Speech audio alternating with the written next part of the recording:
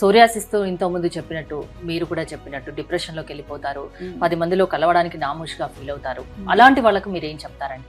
నా అడ్వైస్ ఏంటంటే సోరియాసిస్ అనేది మీరు కావాలని తెచ్చుకున్న ఒక రోగం కాదు.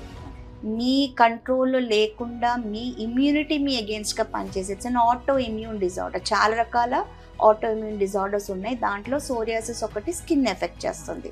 ఇంకోటి ఏంటంటే హెరిడిటరీ పరం ఉండొచ్చు, అది కూడా మీ చేతిలో లేదు.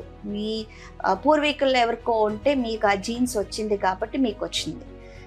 సోరియాసిస్కి ట్రీట్మెంట్ అనేది ఉంది. సో నాకెందుకు వచ్చింది అని మీరు ఎంత నెగటివ్గా ఆలోచిస్తారో మీ రోగాన్ని మీరు అంత పెంచుతారు. నెగటివ్గా ఆలోచించడం బదులు నాకు ప్రాబ్లం వచ్చింది, నేను దానికి సొల్యూషన్ కనుక్కుంటాను. So acceptance of a disease అంటాం. అంటే నాకు ఈ ప్రాబ్లం వచ్చింది అని నేను యాక్సెప్ట్ చేస్తే అక్కడే మన ట్రీట్మెంట్ అనేది స్టార్ట్ అవుతుంది.